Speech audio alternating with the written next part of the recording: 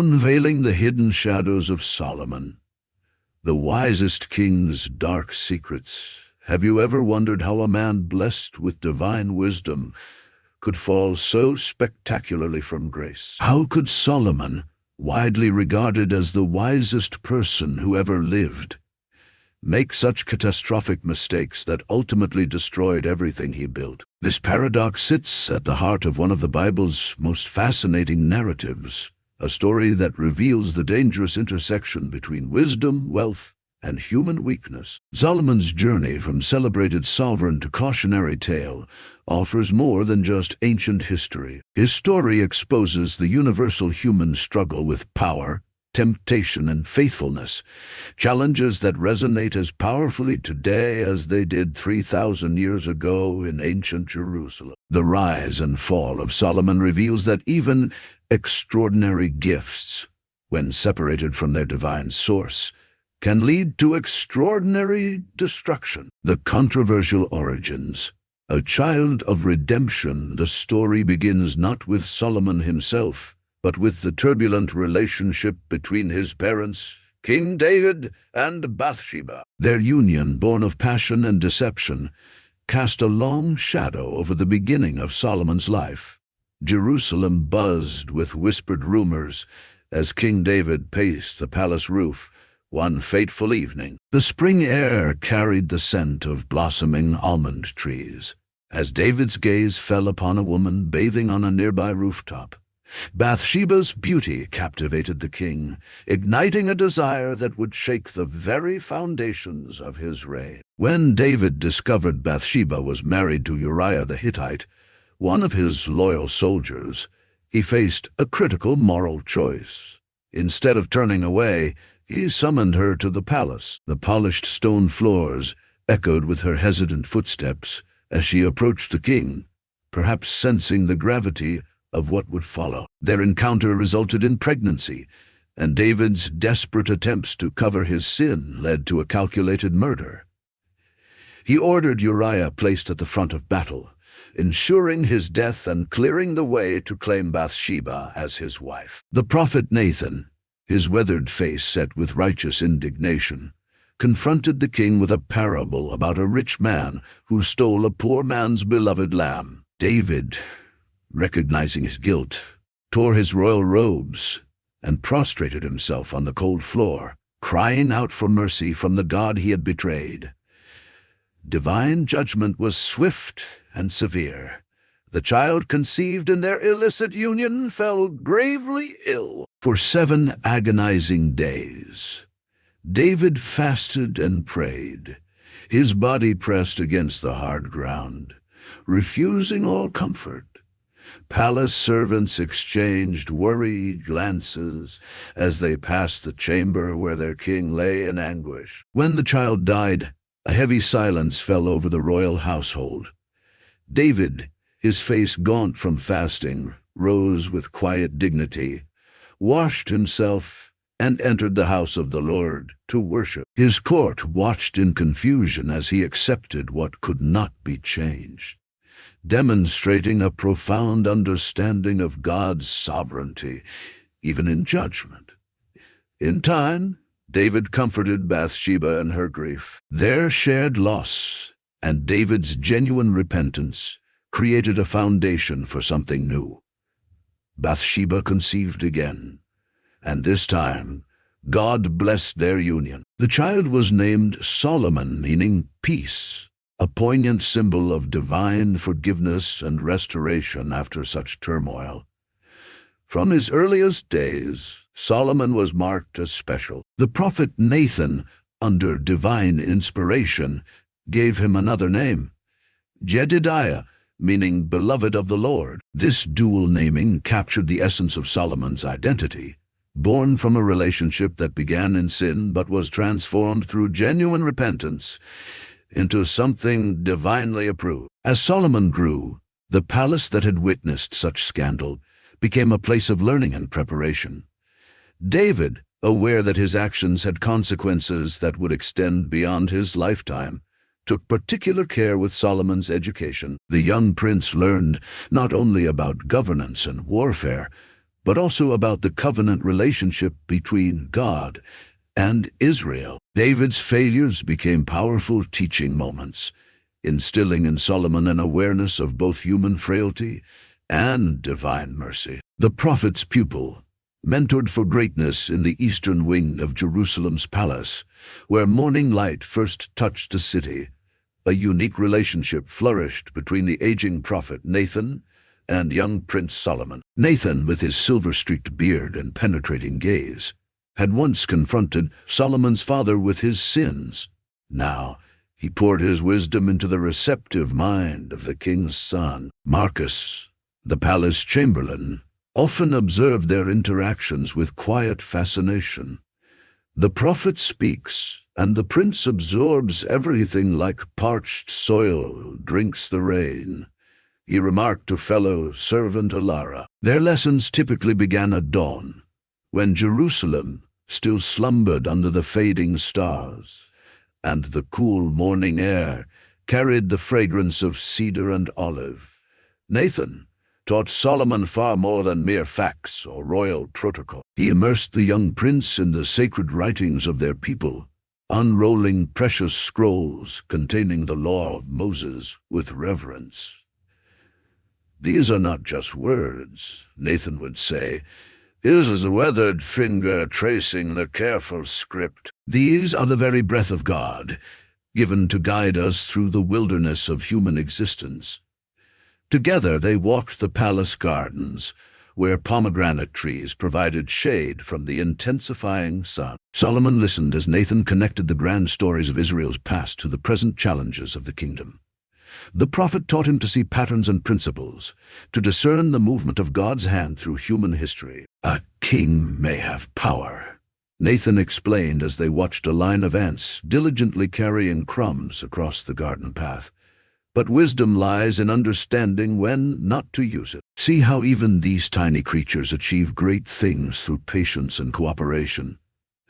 Solomon's questions often surprised the prophet with their depth. If God is sovereign over all, why do the wicked sometimes prosper while the righteous suffer? He asked one afternoon, his young face troubled by the injustices he had observed even within the palace walls. Nathan didn't offer simplistic answers. Instead, he encouraged Solomon to wrestle with difficult questions, to hold truth and mystery in tension. "The fear of the Lord is the beginning of wisdom," he would remind his pupil. "Not fear as in terror, but reverent awe that acknowledges there are some things our finite minds cannot fully grasp." These formative conversations shaped Solomon's thinking and prepared him for the complexities of leadership. Nathan introduced him to the elders of Israel, men whose memories stretched back to the early days of David's reign. Solomon learned to listen before speaking, to weigh different perspectives before reaching conclusions. The prophet also ensured Solomon understood the practical aspects of governance. They visited construction sites where the young prince observed how buildings were designed and built. They sat in on trade negotiations where Solomon learned the delicate art of diplomacy. They even toured military encampments where the future king gained insight into the strategies that had secured Israel's border. As Solomon matured, Nathan saw the promise of extraordinary leadership taking shape. The young man combined keen intelligence with genuine compassion, analytical thinking with moral clarity. The prophet recognized these qualities as divine gifts to be nurtured and directed toward righteous ends. "You will face many tests when you wear the crown," Nathan told Solomon as they stood on the palace roof one evening, gazing at the sprawling city below. "Remember that a king's greatest strength lies not in his armies or treasuries, but in his commitment to justice and mercy. When these are your companions, wisdom will never abandon you." The contested crown, securing the throne, the royal palace of Jerusalem, had become a hotbed of intrigue and ambition as King David's health deteriorated. His once powerful frame, which had slain giants and led armies to victory, now lay frail and shivering despite the warm blankets heaped upon his bed. The question of succession loomed over the kingdom like a gathering storm. Adonijah, David's eldest surviving son, moved decisively to claim what he considered his birthright. Tall and handsome like his father in his prime, Adonijah possessed a natural charisma that attracted powerful allies. The palace courtyard echoed with the sounds of celebration as he gathered supporters around him. "Adonijah has declared himself king," whispered Tamar, a palace servant, to Bathsheba as she arranged the queen's head. "He has sacrificed oxen and fattened cattle by the stone of Zoheleth. General Job and Abiathar the priest stand with him." The news sent a chill through Bathsheba's heart. If Adonijah succeeded, Solomon, and she herself, would likely face execution, as was the custom when new kings secured their thrones against potential rivals. With trembling hands but resolute spirit, Bathsheba sought out the prophet Nathan. They found each other in the shadowed corridor outside the king's chambers, their worried expressions mirroring one another. Nathan's normally steady voice carried an edge of urgency as he outlined his concerns. "You must act now," the prophet urged, the lines in his aged face deepening with concern. "Go to King David immediately. Remind him of his promise to make Solomon king. I will come in after you and confirm your words." Bathsheba, gathering her courage, entered David's bedchamber. The air hung heavy with the scent of herbal remedies and the staleness of prolonged illness. Bowing low before her husband, she spoke with calculated precision. "My lord, did you not swear to me that Solomon would reign after you? Yet Adonijah has made himself king without your knowledge.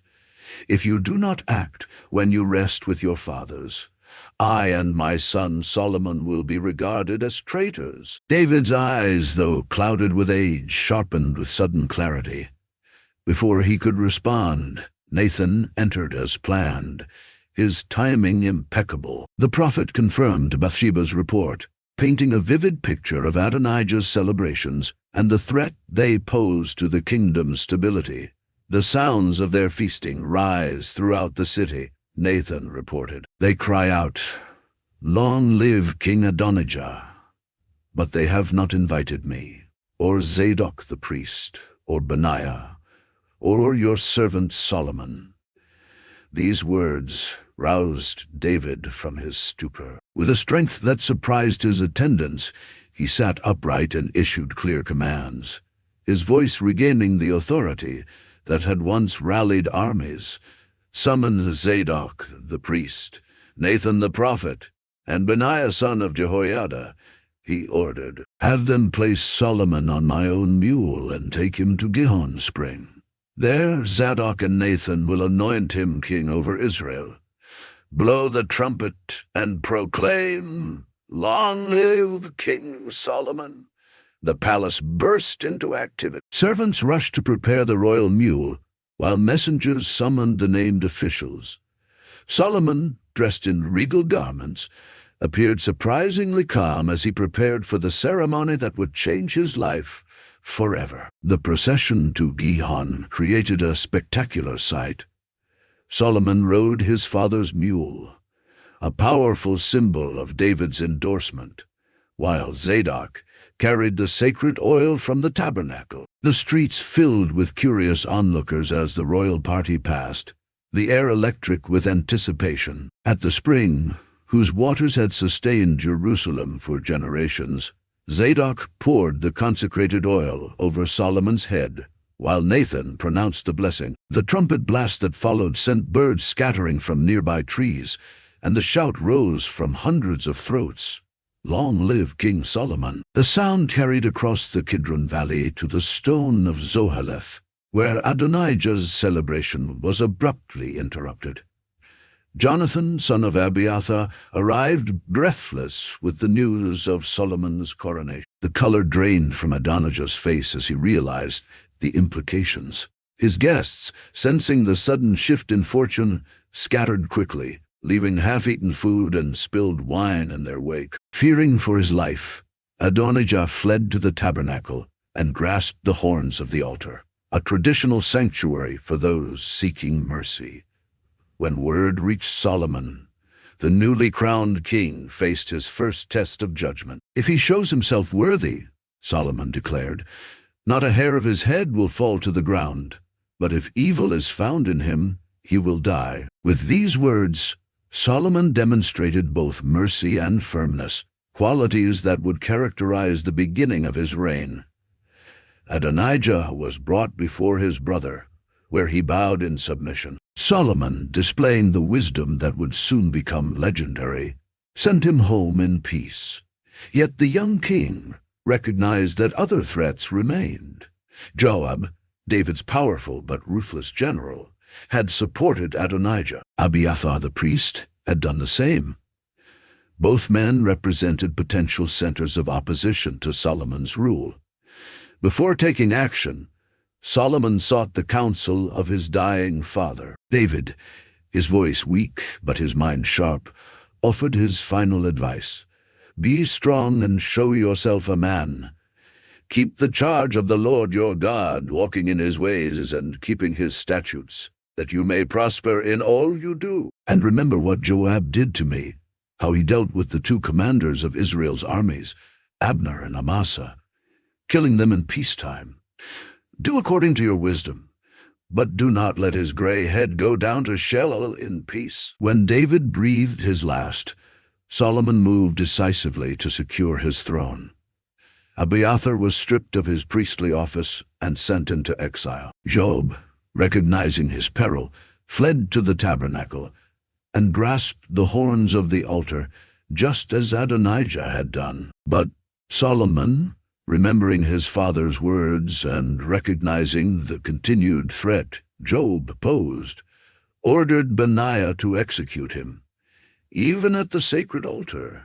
With these firm actions, Solomon established his authority. The kingdom, which had teetered on the brink of civil war, stabilized under his leadership. The young king had secured his throne through a combination of divine approval, strategic alliances, and decisive action against those who threatened the peace of Israel. Divine encounter, the gift of wisdom.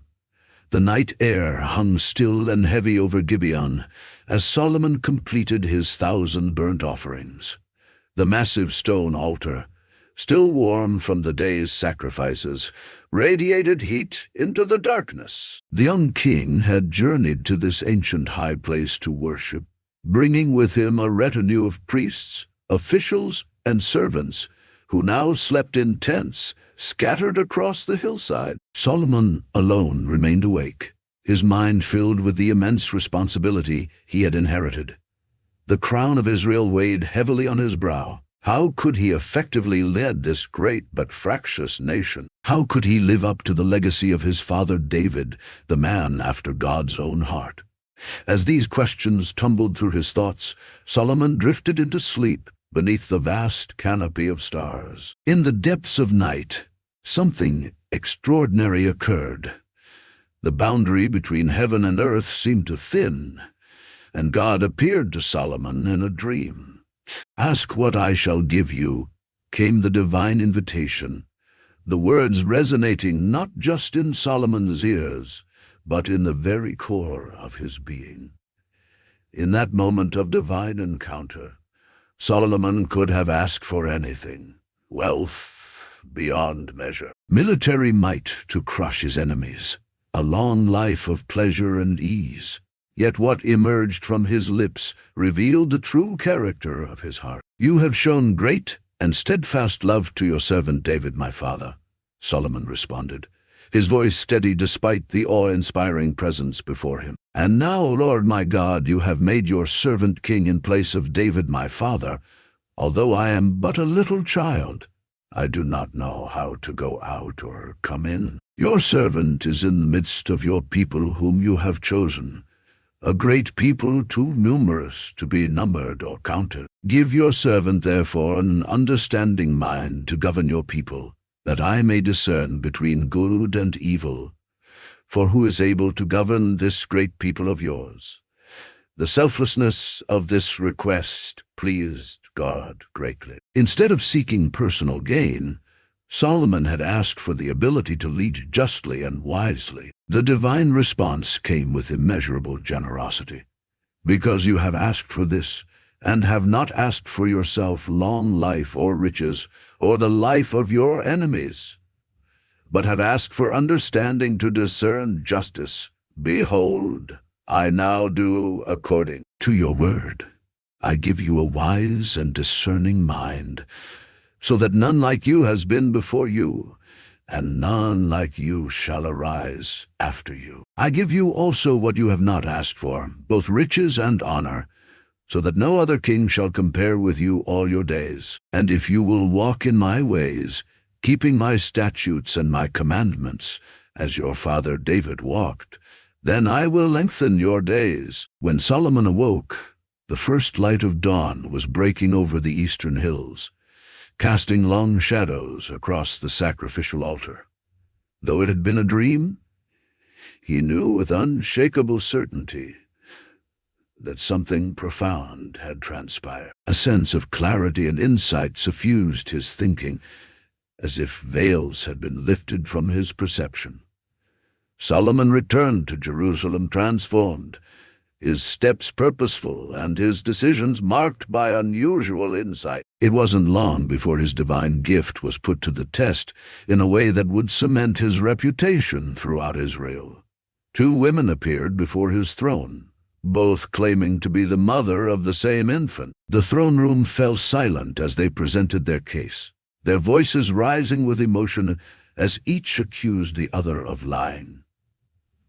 "My lord," began the first woman, clutching the living baby to her chest, "this woman and I live in the same house. I gave birth while she was there.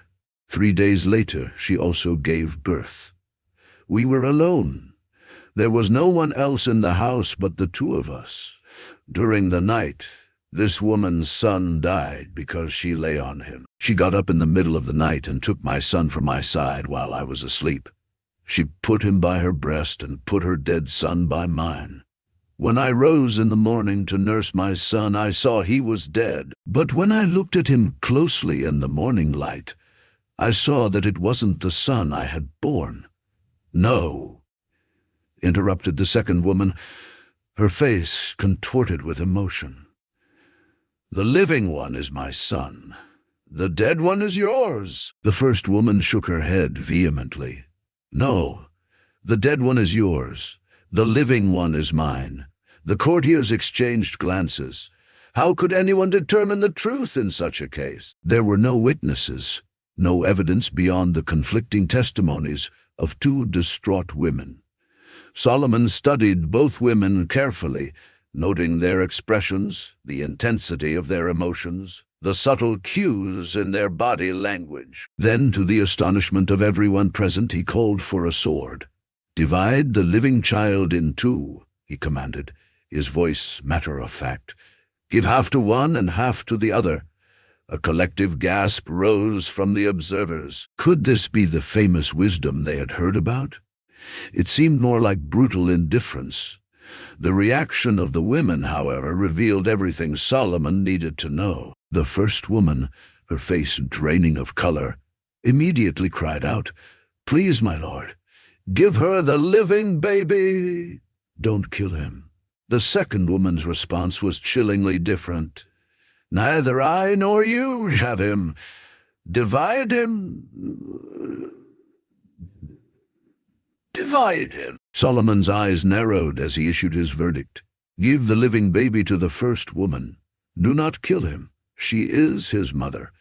The wisdom of this judgment spread throughout Israel, inspiring both awe and fear of the king. Solomon had seen what others could not, that a true mother would rather lose her child to another than see him destroyed. Through an outrageous proposal, he had revealed the truth that conventional questioning could never have uncovered. This was just the beginning. As Solomon's reputation grew, people came from far and wide seeking his counsel. He settled complex disputes, offered guidance on matters of state, and shared insights that seemed to pierce through confusion to the heart of any matter. Under his leadership, Israel began to experience a golden age of justice, prosperity, and peace. Diplomatic marriages.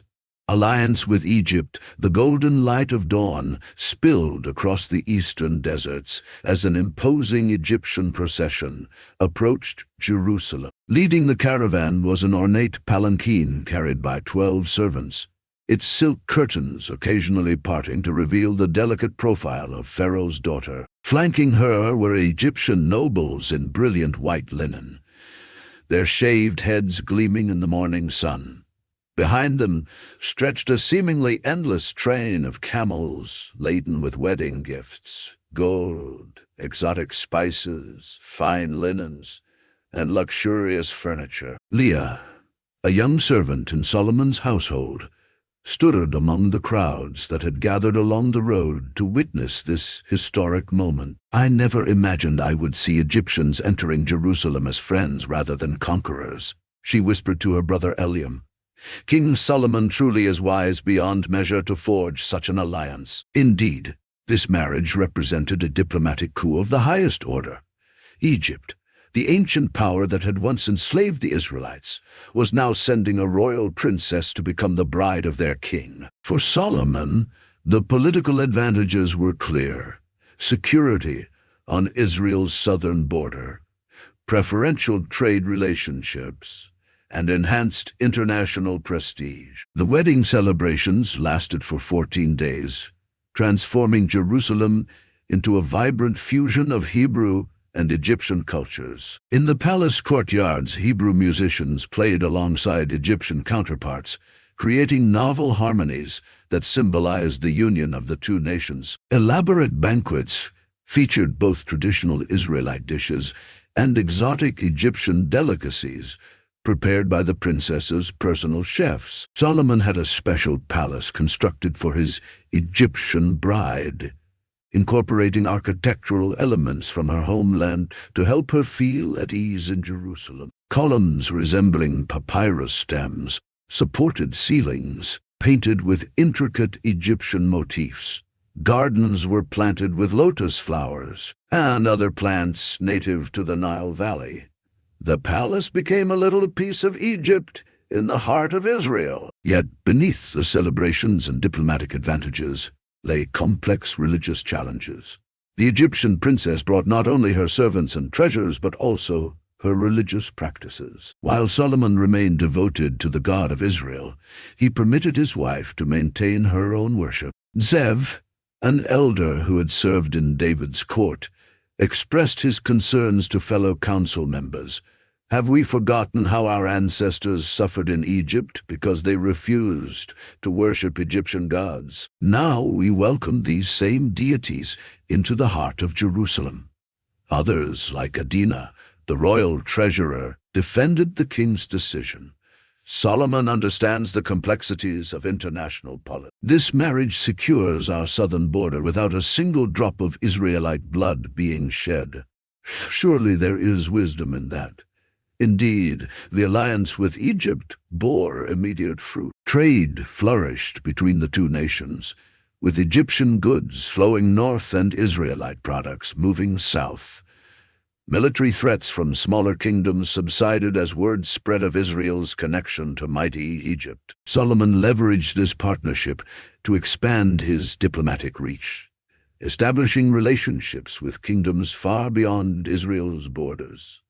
The Egyptian princess herself adapted to life in Jerusalem with grace and intelligence. Though she maintained certain Egyptian customs, she learned Hebrew and participated in court life with diplomacy and charm. She became a valuable cultural bridge, helping Solomon understand Egyptian politics and customs while interpreting Israelite ways to Egyptian emissaries. Yet this seemingly successful union carried within it the seeds of future problems. The religious accommodation Solomon made for his Egyptian wife established a precedent that would expand dramatically as he added more foreign wives to his harem. Each new marriage brought another set of gods and rituals into Jerusalem, gradually eroding the exclusivity of Yahweh worship that had defined Israel since the Exodus. For the moment, however, The Egyptian alliance strengthened Solomon's kingdom and expanded his influence. The wisdom that God had granted him seemed evident in his skillful navigation of international politics. Israel, once a relatively isolated tribal confederacy, was emerging as a significant player on the international stage through Solomon's strategic marriages and diplomatic initiatives. As the Egyptian princess settled into her new home, neither she nor Solomon could foresee how this first major foreign alliance would ultimately contribute to the kingdom's spiritual decline. The immediate benefits, peace, prosperity, and prestige, overshadowed the long-term consequences of religious compromise that would eventually undermine the very foundations of Solomon's reign. The Temple Project, building God's house, the mountains north of Jerusalem, echoed with the sounds of labor, stone being quarried, cedar being cut, and workers calling to one another in multiple languages. Solomon had embarked on his most ambitious project, building a permanent home for the Ark of the Covenant, the physical symbol of God's presence with Israel. For generations, the sacred Ark had dwelled in a tent, moving from place to place as the people journeyed. Now, with the kingdom secure and prosperous, Solomon would fulfill his father David's dream of creating a magnificent temple worthy of Israel's God. The scale of the project was staggering. Solomon sent word to Hiram, king of Tyre, whose friendship with David had endured. "You know that my father David could not build a house for the name of the Lord his God because of the warfare with which his enemies surrounded him. But now the Lord my God has given me rest on every side, with neither adversary nor misfortune. And so I intend to build a house for the name of the Lord my God, as the Lord said to David, my father." Hiram responded with enthusiasm, sending skilled craftsmen and the famous cedars of Lebanon, which were floated down the coast in great rafts to Joppa, then transported overland to Jerusalem. In exchange, Solomon provided wheat, barley, wine, and olive oil to sustain Tyre, whose rocky terrain yielded little agricultural produce. David, a master stonemason who had traveled from Egypt to work on the project, marveled at the precision required. "I've worked on Pharaoh's tombs and palaces, but never have I seen such attention to detail. Each stone is cut so perfectly at the quarry that not a single hammer blow is needed at the building site. The silence as the walls rise is almost sacred." Indeed, Solomon had decreed that the temple construction site should be free from the sounds of iron tools, believing that the house of the God of peace should not be built with instruments of war. The logistics required to achieve this were mind-boggling. Tens of thousands of stones, precisely measured and cut miles away, then transported to the Temple Mount and assembled like an enormous three-dimensional puzzle. Inside the growing structure, Phoenician artisans worked alongside Israelites, creating elaborate wood carvings of cherubim, palm trees, and flowers that would adorn the interior walls. These would later be overlaid with pure gold, creating a dazzling effect when illuminated by oil lamps. The innermost chamber, the Holy of Holies, took shape as a perfect cube, its proportions designed to reflect divine perfection. 7 years of intensive labor transformed the vision into reality. The completed temple stood as a marvel of ancient architecture, its gleaming limestone walls and gold-covered details visible from miles away. Though modest in size compared to the massive temples of Egypt and Babylon, its proportions, materials, and craftsmanship made it a wonder of the ancient world. On the day of dedication, Jerusalem overflowed with Israelites who had traveled from every tribe and territory to witness this historic moment. The air was thick with anticipation as priests, in pure white linen, carried the Ark of the Covenant from its temporary dwelling in the city of David. up to the Temple Mount. As the ark entered the temple, musicians and singers raised their voices in praise. He is good. His love endures forever. A cloud of divine glory filled the sanctuary, so overwhelming that the priests could not continue their service. The visible manifestation of God's presence affirmed his approval of this beautiful dwelling place. Solomon stood before the bronze platform specially constructed for this occasion, his royal robes glinting with gold thread in the sunlight. Raising his hands toward heaven, he offered a prayer of dedication that revealed both his wisdom and his deep understanding of Israel's covenant relationship with God. O Lord, God of Israel, there is no God like you in heaven above, or on earth beneath, keeping covenant and showing steadfast love to your servants who walk before you with all their heart. But will God indeed dwell on the earth? Behold, heaven and the highest heaven cannot contain you.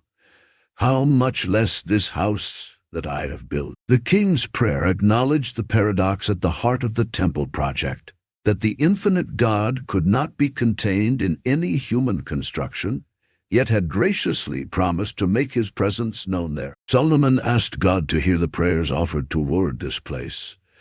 Prayers for forgiveness, for justice, for deliverance in times of war, drought, or famine. He even included petitions for foreigners who would come to worship, revealing a remarkable universality in his understanding of God's purposes. After the prayer, thousands of sacrifices were offered, and the dedication festival continued for 14 days. The people departed for their homes, joyful and glad of heart for all the goodness that the Lord had shown to David his servant, and to Israel his people. The temple became the spiritual center of Israel, a visible reminder of both God's transcendence and his immanence. Its daily rituals, seasonal festivals, and physical beauty shaped Israelite identity and worship for generations to come. Yet even at this pinnacle of achievement, seeds of future problems were being planted alongside Solomon's greatest triumph. The immense resources poured into the temple project had required heavy taxation and forced labor, creating resentments that would fester in the years ahead.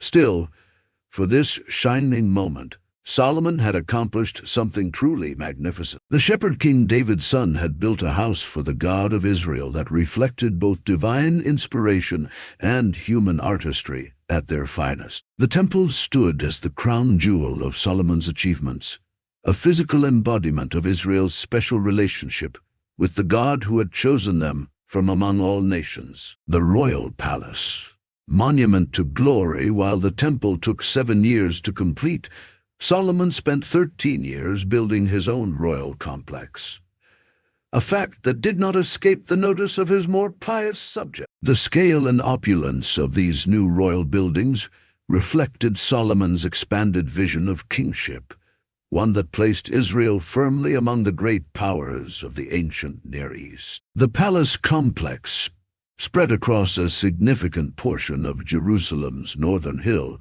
comprising multiple structures with distinct functions. Most impressive was the House of the Forest of Lebanon, named for the massive cedar pillars that supported its roof. The scent of cedar permeated this grand hall, where Solomon received foreign dignitaries and conducted state business. 45 cedar pillars, arranged in 3 rows, created a forest-like atmosphere, their reddish wood contrasting dramatically with the polished stone floors. Reuben, a merchant from Damascus who had business with the royal court, described the experience to his family upon returning home. Walking into Solomon's great hall is like entering another world. The ceiling soars overhead, supported by more cedar than I've seen in my entire life. Light streams through high windows, making the gold fittings gleam. When the king sits in judgment, surrounded by his officials in their fine robes, you understand why people travel from the ends of the earth to witness his wisdom and magnificence. Adjacent to this impressive structure was the Hall of Judgment, where Solomon heard cases and issued his famous rulings. Here, the centerpiece was the royal throne, an artistic and symbolic masterpiece, carved from ivory and overlaid with pure gold. The throne was raised on 6 steps, with carved lions standing on each side of each step. Nothing like it had ever been seen in any kingdom. Solomon's personal quarters occupied another section of the complex, designed with comfort and beauty in mind.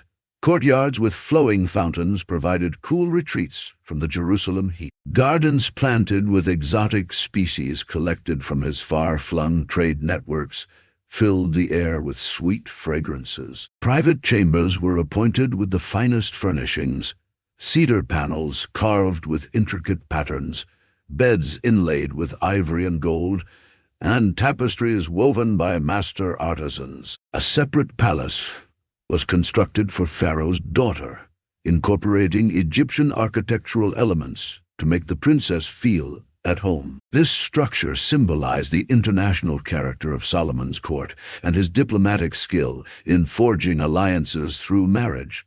Thousands of workers labored to create this monument to royal power. Stone blocks, some weighing several tons, were quarried from the hills north of Jerusalem, then transported to the building site using wooden rollers and teams of oxen. The precision of the stonework was remarkable. Blocks were fitted together so perfectly that mortar was unnecessary.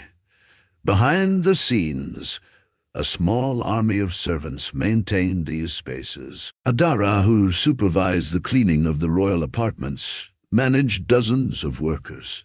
Every morning before dawn, we polished the floors, dust the cedar panels, and replace the oil in the lamps. The king notices everything: a misplaced cushion, a withered flower, even a speck of dust on a table. His eye for detail is as keen in household matters as it is in affairs of state. The palace complex served multiple purposes beyond housing the royal family. It was a working administrative center where government officials maintained records, collected taxes, and coordinated the kingdom's affairs. It was a diplomatic venue where foreign emissaries were received and international agreements negotiated. It was a cultural hub where artists, musicians, and scholars gathered under royal patronage. And it was a powerful symbol that communicated Solomon's status to visitors and subjects alike. The cost of maintaining such splendor was enormous. Gold dinnerware graced royal tables. Solomon reportedly had 500 gold drinking goblets, considering silver too common for royal use.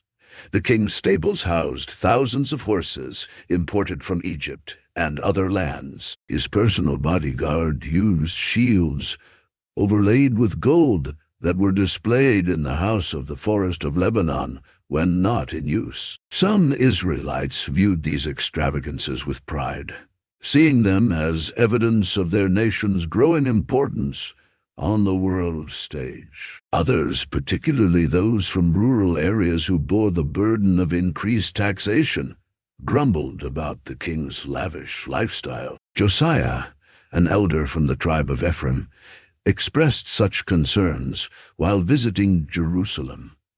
"Our fathers knew a simpler time, when kings lived closer to the people they served. David was a shepherd before he was a king, and never forgot it." Solomon has created wonders, yes, but at what cost? The cedar in his palace could house families.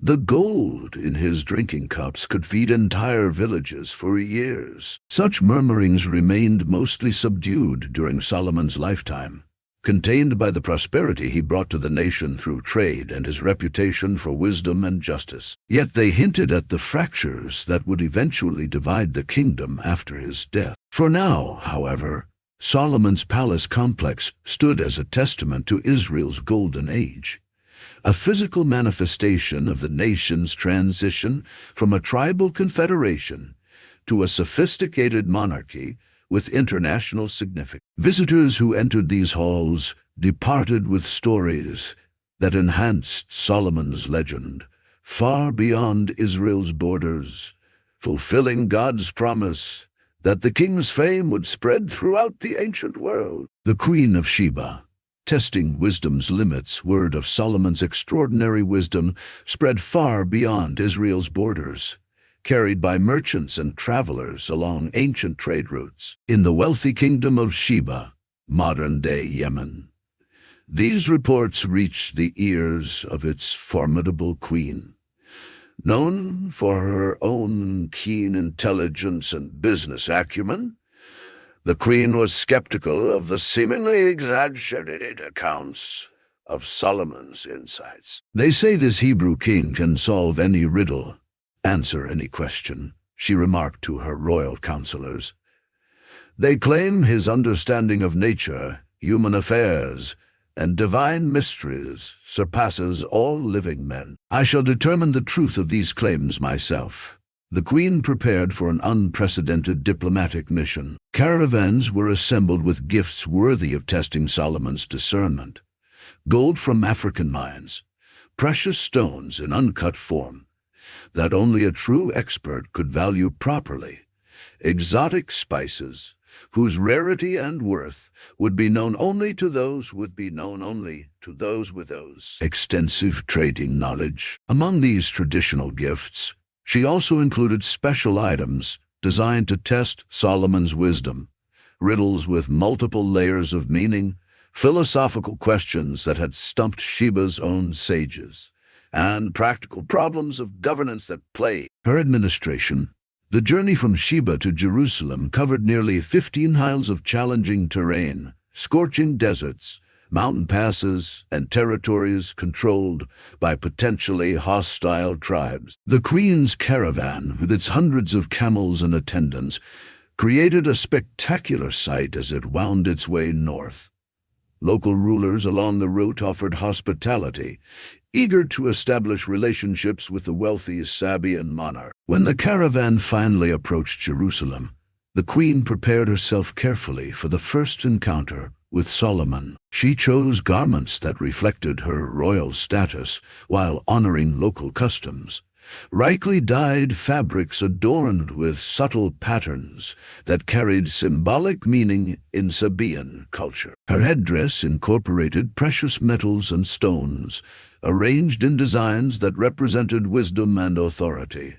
The initial meeting took place in Solomon's throne room, where the full pageantry of his court was on display. The queen presented her formal gifts with diplomatic grace, watching carefully for Solomon's reaction to the more challenging items she had selected. To her surprise, he immediately recognized the value of uncut stones that had confused her own experts and appreciated the nuances of spice blends that few outside Arabia could identify. Over the following days, the queen engaged Solomon in a series of increasingly complex conversations. She posed riddles that contained hidden political implications, presented ethical dilemmas with no obvious solutions, and questioned him about matters ranging from agricultural techniques to astronomical observations. During one memorable exchange witnessed by both courts, he asked, "What is stronger than death yet more fragile than a dream? What builds kingdoms and destroys them with equal ease?" Without hesitation, Solomon replied, "Love is stronger than death, as many who face danger to protect beloved ones can attest. Yet, love is more fragile than dreams, for it can be shattered by a single unkind word. It builds kingdoms when it unites ruler and people in common purpose, yet destroys them when it becomes corrupted by selfish desire." As many fallen kings could testify if they still had voices. The queen's eyebrows rose slightly, the only indication of her surprise at the depth and nuance of his answer. Beyond formal challenges, he observed Solomon's governance in action, attending court sessions where he resolved disputes and made administrative decisions. She studied the organization of his household, the efficiency of his trade networks, and the architectural achievements of his reign.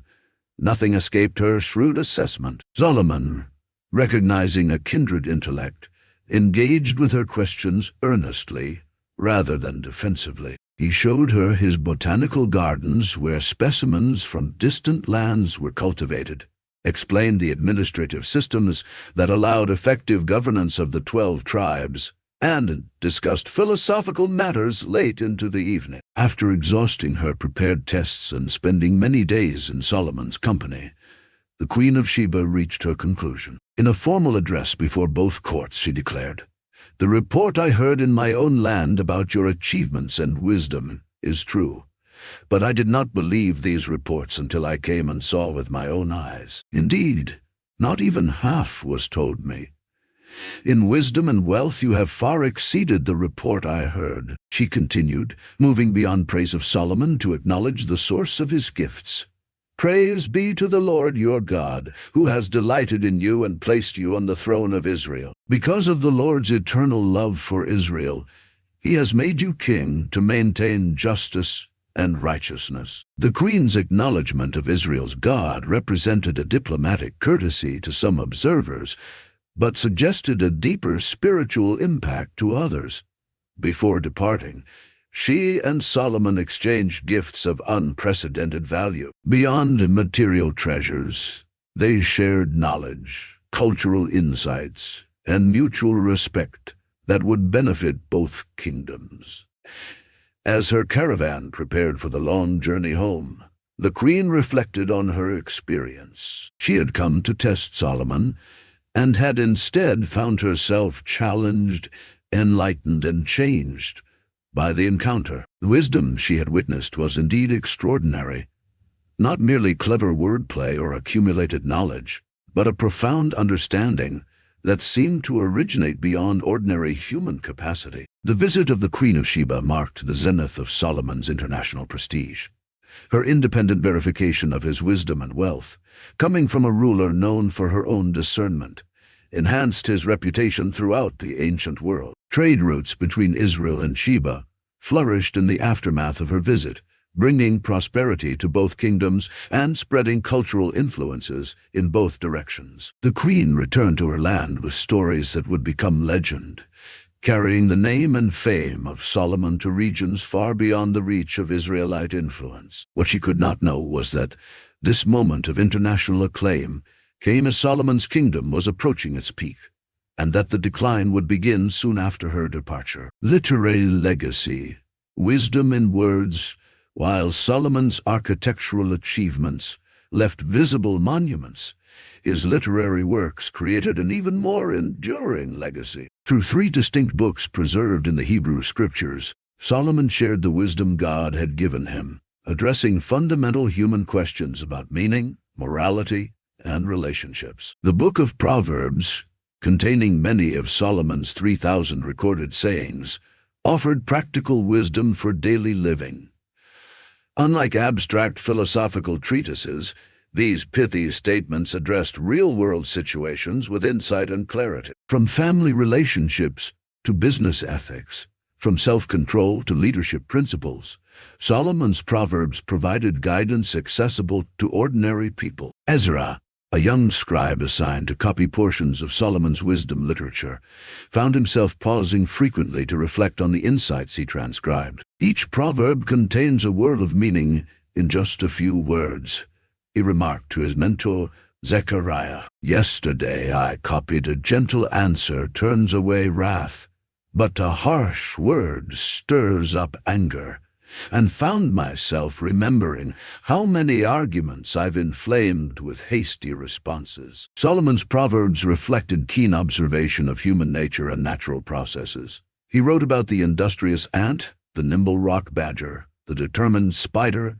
and the majestic lion, finding lessons in each creature's distinctive qualities. He observed weather patterns, agricultural cycles, and social dynamics, drawing insights that resonated across cultures and time periods. The foundation of Solomon's wisdom literature was summarized in one of his most famous statements: "The fear of the Lord is the beginning of wisdom." This reverent awe of God provided the moral framework for all his teachings, establishing that true wisdom begins with right relationship to the Creator. In Ecclesiastes, Solomon explored deeper philosophical questions about life's meaning and purpose.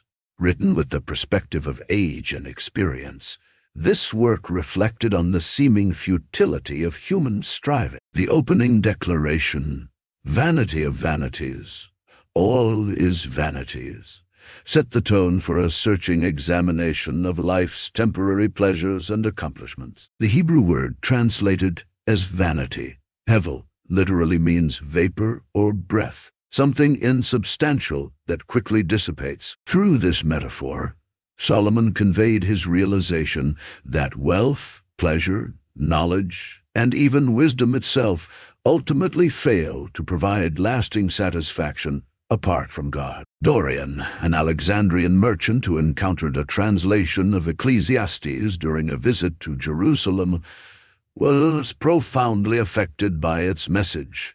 "I've spent my life accumulating wealth," he confided to his host. Yet Solomon, who possessed more than I could ever imagine, declares it all meaningless.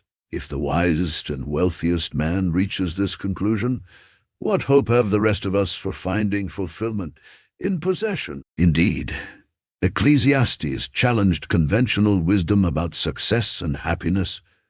Solomon described his grand experiments in pleasure-seeking, intellectual pursuit, and monument building, all ultimately leaving him empty. Yet the book was not merely pessimistic. It concluded with an affirmation that finding joy in simple daily pleasures, while remembering and honoring God, provides the most satisfying life possible under the sun. Solomon's third major work, the Song of Songs, surprised many with its passionate celebration of romantic and physical love. Using richly sensual imagery drawn from the natural world, this extended poem depicted the relationship between a man and woman with uninhibited appreciation for both emotional and physical intimacy. This seemingly secular love poem was included in sacred scripture because it beautifully illustrated the depth of love that should exist between husband and wife,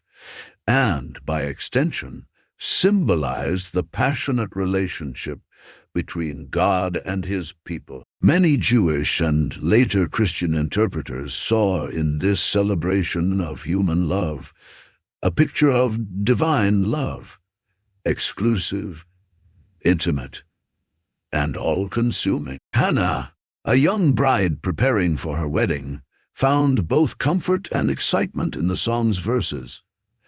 "I never imagined Holy Scripture would speak so openly about desire," she told her mother as they worked together on her wedding garments. Yet, here is King Solomon, the wisest man who ever lived, describing the beauty of physical love within marriage as something to be celebrated, not merely tolerated. Together, these three works, Proverbs, Ecclesiastes, and Song of Songs, address the full spectrum of human experience, from practical daily choices to life's ultimate questions, from youth's passion to age's reflection. They revealed different facets of Solomon's divinely granted wisdom while demonstrating his skill as a writer and poet. What makes these works particularly remarkable is their timelessness. Despite being written nearly 3,000 years ago in a specific cultural context, their insights into human nature, relationships, meaning, and morality remain relevant across vastly different cultures and eras. Long after Solomon's political achievements faded and his buildings crumbled, his words continued to guide, challenge, and inspire countless generations. Perhaps most poignantly, Solomon's literary legacy includes insights that might have saved him from his own downfall had he consistently applied them. Proverbs warned about the dangers of being led astray by forbidden women. Ecclesiastes cautioned against the emptiness of pursuing pleasure for its own sake. And Song of Songs celebrated the beauty of exclusive devotion between lovers. The tragedy of Solomon's later years stands in stark contrast to the wisdom his own writings espoused. descent into idolatry. The heart divided. The gilded throne room that had once witnessed the pinnacle of Solomon's wisdom now bore silent testimony to his greatest failure. As evening shadows lengthened across Jerusalem, the aging king prepared to accompany his newest wife, a young Moabite princess, to the high places east of the city, where shrines to her god Chemosh had been established under Solomon's own authority. This was not an isolated incident, but part of a pattern that had developed gradually over decades. What began as diplomatic courtesy to his foreign wives had evolved into personal participation in their religious practices. The man who had built the temple to the God of Israel now bowed before Ashtoreth, Milcom, Chemosh, and other deities, whose worship included practices explicitly forbidden in the Torah. Benaiah, commander of Solomon's bodyguard and one of his oldest friends, watched these developments with growing alarm. "I remember when he dedicated the temple," Benaiah confided to his son Adel. "Solomon's prayer revealed such profound understanding of God's character and Israel's covenant relationship. How could the same man now prostrate himself before lifeless idols?" The change had come so gradually that many barely noticed its progression. It began with Solomon's diplomatic marriages, each foreign princess arriving with her own priests, rituals, and sacred objects. At first, Solomon merely permitted these practices within private quarters, seeming to maintain personal devotion to Yahweh while allowing his wives religious freedom. Over time, however, shrines to foreign gods moved beyond palace walls. The hills surrounding Jerusalem became dotted with altars and sacred pillars. The smell of incense offered to Ashtoreth mingled with the smoke of sacrifices made to Moloch. Some rituals included practices that would have horrified the young Solomon: sacred prostitution, self-mutilation, even rumors of child sacrifice in the valley of Hinnom. The king's spiritual compromise affected the entire nation. Common Israelites reasoned that if Solomon, with all his wisdom and divine favor, saw no harm in honoring multiple deities, perhaps exclusive devotion to Yahweh was unnecessary. Religious syncretism spread throughout the kingdom, undermining the covenant relationship that had defined Israel's identity since the Exodus from Egypt. Not everyone accepted these changes quietly. Ahijah, a prophet from Shiloh, watched Jerusalem's transformation with mounting distress. Dressed in simple garments, his weathered face set with determination, he made his way to the palace gates one morning, requesting an audience with the king. When palace officials attempted to dismiss him, Ahijah's voice rang out with such authority that even seasoned guards hesitated to intervene. "I bring a message from the God of Abraham, Isaac, and Jacob," he declared, using the ancient formulation that reminded all present of Israel's sacred history. "The God to whom Solomon once built a temple, but now betrays with divided heart." Reluctantly, Solomon granted the audience. Standing before the king in the hall of judgment, Ahijah delivered a message that shattered the illusion of security that wealth and political alliances had created. "Thus says the Lord, the God of Israel, because you have done this, and have not kept my covenant and my statutes that I commanded you, I will surely tear the kingdom from you, and will give it to your servant. Yet for the sake of David your father, I will not do it in your days, but I will tear it out of the hand of your son. However, I will not tear away all the kingdom, but I will give one tribe to your son, for the sake of David my servant, and for the sake of Jerusalem that I have chosen." The throne room fell silent after Ahijah's pronouncement. Solomon, his face unreadable, dismissed the prophet without response. Yet the prophecy lingered in the air like the scent of incense, impossible to dispel. That evening, alone in his private chambers, Solomon faced the reality his pride had kept at bay. The magnificent kingdom he had built would fracture. The unity achieved under David would dissolve. All because he had allowed his heart to be turned from exclusive devotion to the God who had blessed him beyond measure.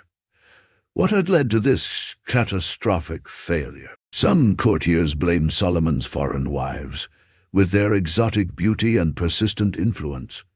Others pointed to wealth and success themselves, which had insulated Solomon from consequences and fostered a sense of invulnerability. Still others wondered if, paradoxically, Solomon's very wisdom had contributed to his downfall, leading him to rationalize compromise and imagine himself immune to spiritual corruption. The tragic irony was that Solomon himself had written warnings that might have preserved him. Above all else, guard your heart, for everything you do flows from it. There is a way that appears to be right, but in the end it leads to death. Pride goes before destruction, a haughty spirit before a fall. Yet knowledge alone, even divinely granted wisdom, proved insufficient without continued humility and obedience. The king who had started his reign by asking God for discernment had gradually come to trust in his own understanding, with devastating results. In his final years, Solomon witnessed the beginning of consequences. Border skirmishes increased as divine protection withdrew.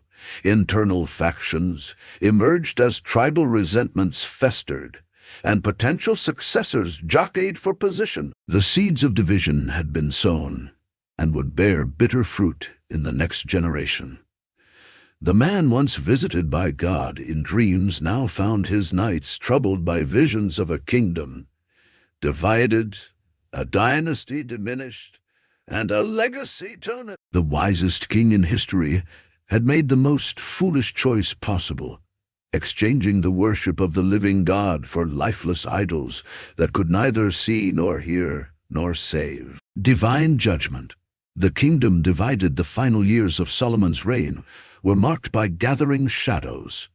Though the kingdom still appeared magnificent to outside observers, internal stresses had begun to fracture its foundations. Solomon's heavy taxation to support his lavish court, the forced labor imposed on northern tribes, and the religious compromises that offended traditionalists created a volatile mixture, awaiting only a spark to ignite. That spark appeared in the person of Jeroboam, an Ephraimite whom Solomon had appointed to oversee forced labor conscripted from the northern tribes. Capable and ambitious, Jeroboam gained first-hand knowledge of the resentments brewing among his fellow northerners. As he traveled between work sites, he heard the same complaints repeated in village after village. Why should we break our backs building palaces in Jerusalem while our own homes crumble? The South enjoys the benefits of Solomon's projects while we provide the labor. Our fathers followed David willingly, but Solomon treats us like slaves. One afternoon, as Jeroboam journeyed alone on the road from Jerusalem toward Shechem, he encountered an elderly man wearing a new cloak. Something about the stranger's intense gaze caused Jeroboam to stop. The man introduced himself as Ahijah, a prophet from Shiloh.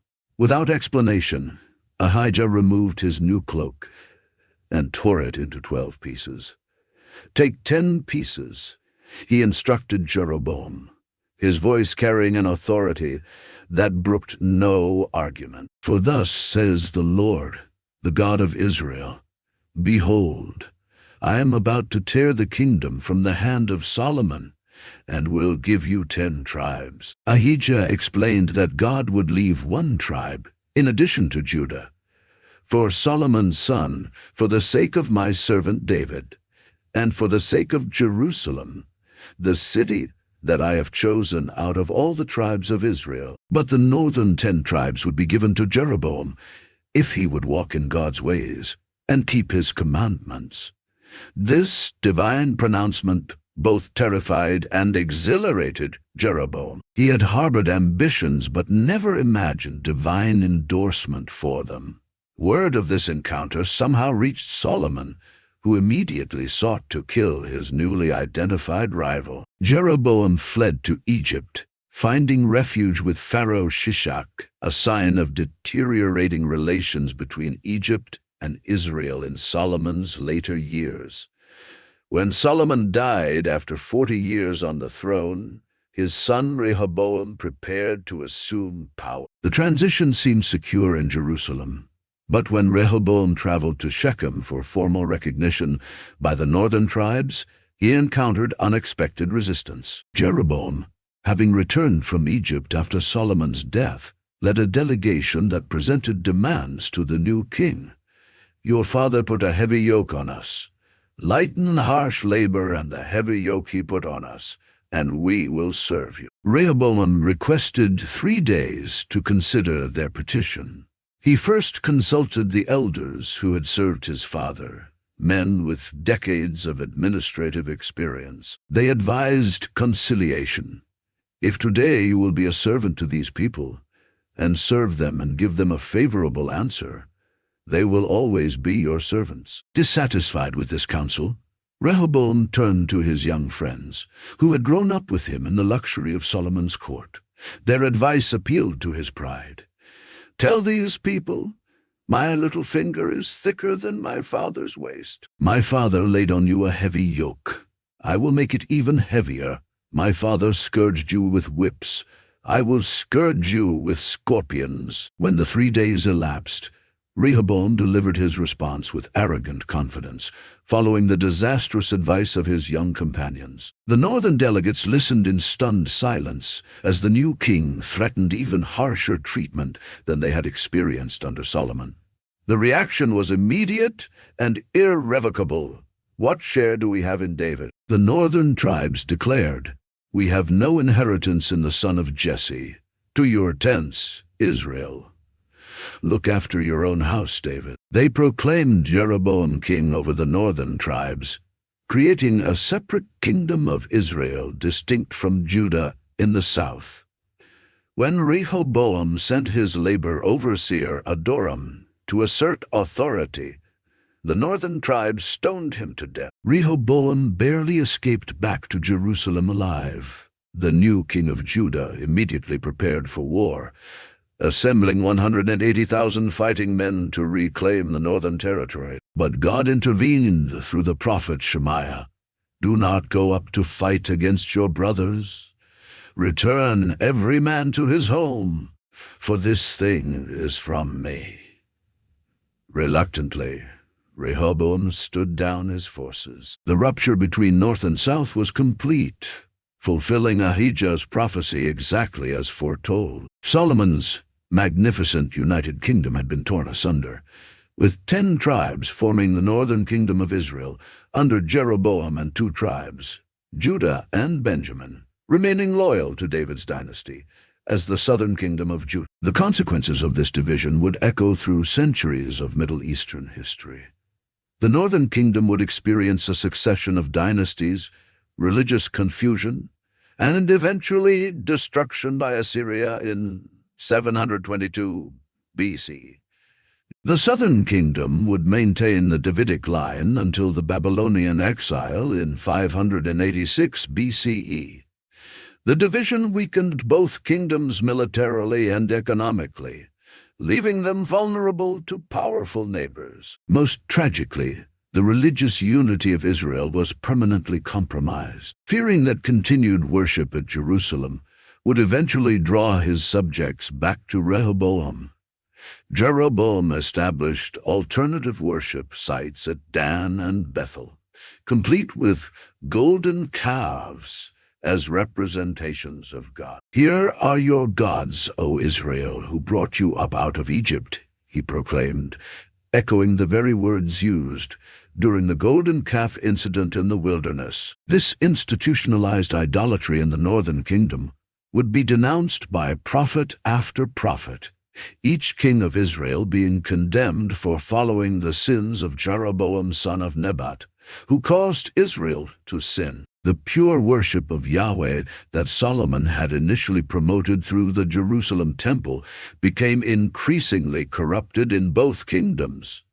Solomon did not live to witness these devastating consequences, but the seeds were sown during his reign. His compromise with idolatry, his excessive taxation, and his use of forced labor created conditions that made the kingdom's rupture not just possible, but inevitable. The divine judgment pronounced by Ahijah came to pass exactly as foretold, demonstrating that even the greatest human wisdom cannot circumvent the consequences of disobedience to God. The final reflection: wisdom through regret. As Solomon's life drew toward its close, the king found himself increasingly alone despite the hundreds who populated his court. The vitality and clarity that had once defined him had diminished, replaced by a weariness that penetrated his bones.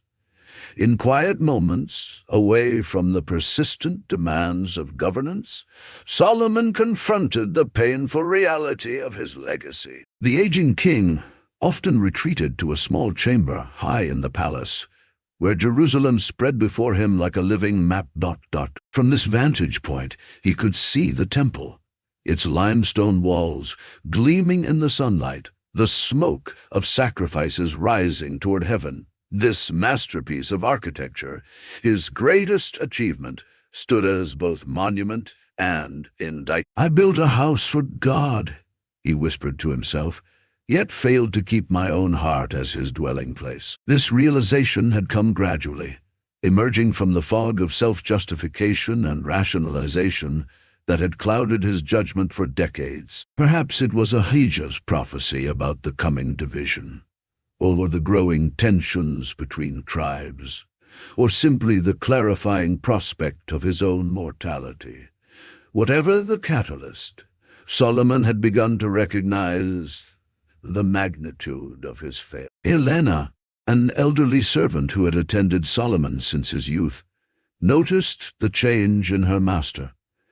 "The king speaks less now," she observed to her grandson who had recently joined the palace staff, "but his eyes see more. There is a sadness there, but also something else, perhaps wisdom of a different kind than he possessed in his glory days." Indeed, Solomon had acquired a new perspective, one purchased at tremendous cost. The man who had written so eloquently about the emptiness of human achievement apart from God now experienced that emptiness firsthand. The philosopher king, who had warned against the seductive power of strange women, now confronted the devastating consequences of his own seduction. In these twilight reflections, Solomon returned to writing, not diplomatic correspondence or administrative decrees, but deeply personal meditations. These writings, particularly portions of Ecclesiastes, revealed a man grappling with the meaning of his life and the legacy he would leave. "I, the teacher, was king over Israel in Jerusalem," he wrote, his stylus pressing firmly into the parchment. "I devoted myself to study and to explore by wisdom all that is done under heaven. I have seen all the things that are done under the sun. All of them are meaningless, a chasing after the wind." Solomon catalogued his grand experiments in pleasure, wealth, and wisdom, each ultimately failing to provide lasting satisfaction. The magnificent buildings, the expansive harem, the international acclaim, the unparalleled prosperity, all revealed themselves as vapor, insubstantial and fleeting. Yet Solomon's final reflections were not merely nihilistic. Through the painful process of recognizing his failures, he rediscovered fundamental truths he had always known but had failed to live by.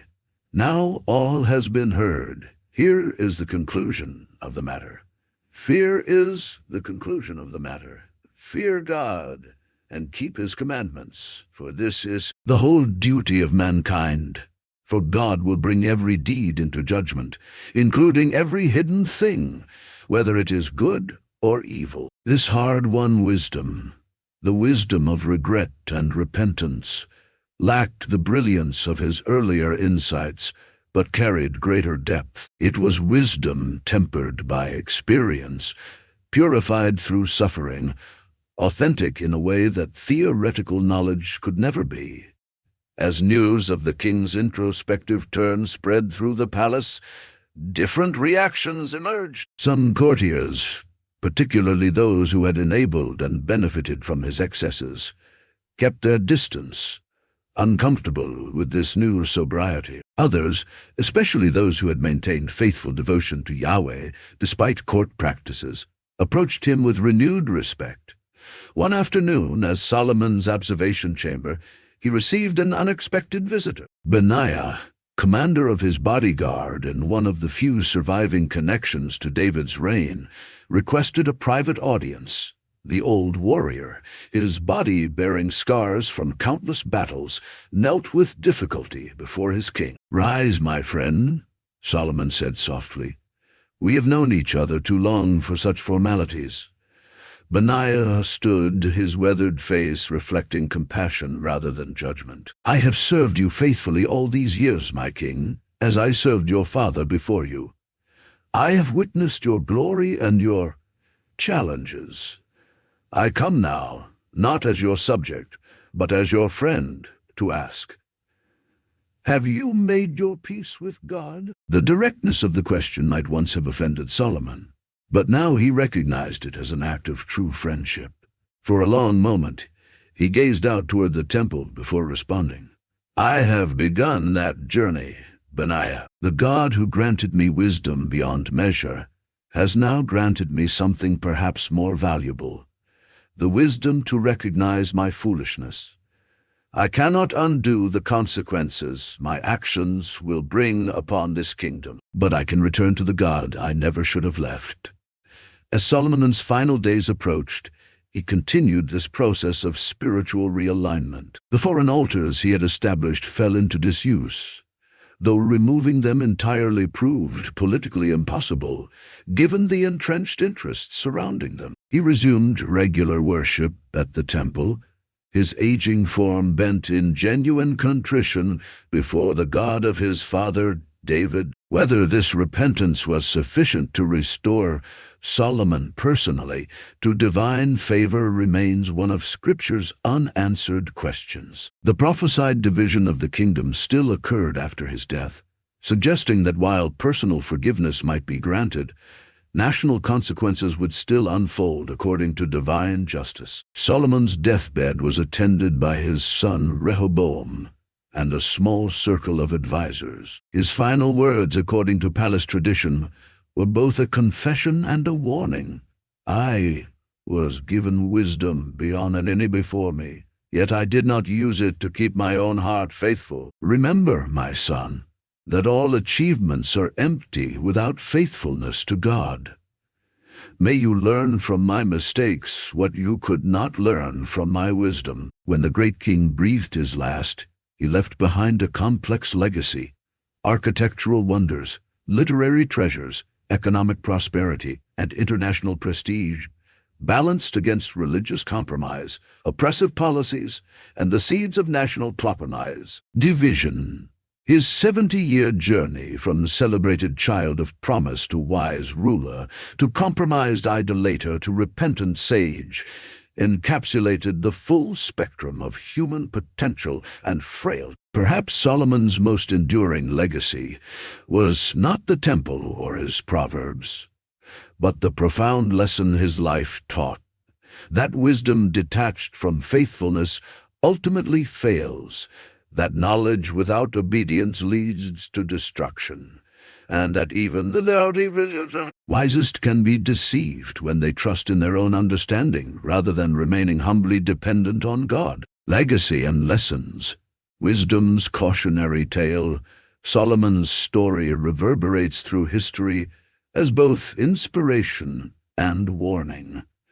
A complex tapestry of divine blessing, human achievement, moral failure, and possible redemption. From his story emerge timeless lessons about the relationship between wisdom, power, and faithfulness. First and foremost, Solomon's journey reveals that wisdom alone is insufficient. God granted Solomon unparalleled wisdom, yet this extraordinary gift didn't prevent catastrophic moral failure. intelligence, insight, and discernment, even when divinely bestowed, provide no immunity against temptation when separated from ongoing humility and obedience. Solomon's brilliant mind could solve the most complex riddles posed by foreign monarchs, yet he couldn't solve the ultimate riddle of his own heart's divided loyalties. Benjamin, a Jewish scholar studying ancient texts in Alexandria several centuries after Solomon's death, observed, Solomon understood everything except himself. He could manage a kingdom, but not his own desire. He built a temple for God, but failed to remain a temple himself. The king's story also illuminates the subtle danger of gradual compromise. Solomon didn't suddenly reject God for idol worship in a single dramatic moment. His spiritual decline occurred through small, seemingly reasonable accommodations. Diplomatic marriages justified by international relations, private shrines for foreign wives explained as cultural sensitivity, personal participation rationalized as a political necessity. Each compromise made the next easier, creating a slippery slope that eventually led to practices explicitly forbidden in the Torah he claimed to revere. This pattern reveals how rationalization operates. The world's wisest man used his intellect not only to govern justly, but eventually to justify unjustifiable behavior. His capacity for sophisticated thinking became a liability when directed toward excusing rather than examining his choices. Intelligence applied to self-justification is particularly dangerous because it creates compelling narratives that mask moral decline. Solomon's reign also demonstrates how success itself can become a spiritual trap. Blessed with peace, prosperity, and international acclaim, Solomon gradually attributed these benefits to his own wisdom rather than divine favor. The very gifts God provided became obstacles to ongoing dependence on the giver. This pattern, blessing leading to self-sufficiency, leading to spiritual decline, appears repeatedly throughout Scripture, suggesting a profound spiritual principle. Human nature struggles to maintain dependence on God amid prosperity. Lila, a merchant's daughter who heard Solomon's story recounted during a feast in Damascus, reflected, "How strange that success can be more spiritually dangerous than hardship." Solomon's father David committed terrible sins, yet maintained a heart for God through adversity. Solomon's sins seem less dramatic, but ultimately more destructive, perhaps because his prosperity insulated him from immediate consequences. The political ramifications of Solomon's choices offer another sobering lesson. His heavy taxation and forced labor built magnificent structures but sowed seeds of resentment that bloomed into rebellion after his death. His religious compromises undermined Israel's spiritual distinctiveness and established precedents that accelerated idolatry in subsequent generations. These consequences reveal how leaders' moral choices shape national destinies long after the leaders themselves are gone. Perhaps most poignantly, Solomon's story illuminates the gap between knowing and doing. The author of wisdom literature that warns against precisely the temptations to which he succumbed. Solomon embodied the tragic disconnect between intellectual understanding and moral application. He wrote eloquently about the dangers of sensuality, pride, and idolatry, yet failed to apply these insights to his own life. This disconnect reminds us that wisdom must be lived, not merely understood, to fulfill its purpose. Yet Solomon's narrative isn't merely cautionary. His initial request for wisdom rather than wealth or power reveals a heart initially oriented toward responsible service. His architectural achievements, especially the temple, provided appropriate honor to God and a central worship location that shaped Jewish religious practice for centuries. His literary contributions continue to guide, challenge, and inspire readers today. Even his failures can instruct if we approach them with humility. Solomon's end-of-life reflections in Ecclesiastes suggest the possibility of repentance and renewed perspective. The book's conclusion, "Fear God and keep his commandments, for this is the whole duty of mankind," points to a fundamental truth rediscovered through painful experience. If this represents Solomon's genuine return to foundational faith, it offers hope that even profound spiritual failure can be followed by authentic reconnection with God. The divided kingdom that followed Solomon's death serves as a tangible reminder that actions have consequences beyond our lifetimes. Yet even this national fracture ultimately served God's larger purposes in ways Solomon couldn't have anticipated. The northern kingdom's eventual destruction scattered Israelites throughout the known world, spreading monotheistic concepts far beyond Israel's borders. The southern kingdom's preservation maintained the Davidic line through which, according to Christian tradition, the Messiah would eventually come. Solomon's complex legacy invites us to consider our own relationships with wisdom, power, and faithfulness. What compromises are we rationalizing? Where are our hearts divided? How might our gifts become liabilities if detached from their divine source? These questions, prompted by Solomon's journey, offer opportunity for self-examination and course correction. Perhaps Solomon himself would urge us to learn from his mistakes rather than merely admiring his achievements. The wisest of men might suggest that true wisdom begins with acknowledging our vulnerability to self-deception and our need for ongoing divine guidance. His life story whispers a profound truth: that wisdom's ultimate expression is not brilliant insights or magnificent accomplishments, but faithful obedience to the God who is wisdom's source. Thank you for joining us on this journey through the fascinating and complex life of King Solomon. His story reminds us that even the wisest among us face profound spiritual challenges, and that true wisdom ultimately lies in faithful obedience rather than mere knowledge or achievement. We'd love to hear your thoughts on Solomon's journey. What aspects of his story resonated most deeply with you? Which of his writings have impacted your own life?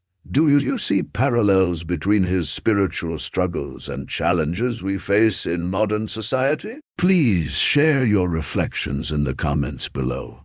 If you've enjoyed this exploration of biblical wisdom and human complexity, please consider subscribing to the Deep Bible Stories channel. We regularly dive into the rich narratives of Scripture, uncovering their historical context, psychological depth, and enduring significance. Your subscription helps us continue bringing these ancient texts to life in ways that speak to contemporary questions and concerns. Until next time, may we all seek not just knowledge, but the wisdom to apply it faithfully in our daily lives.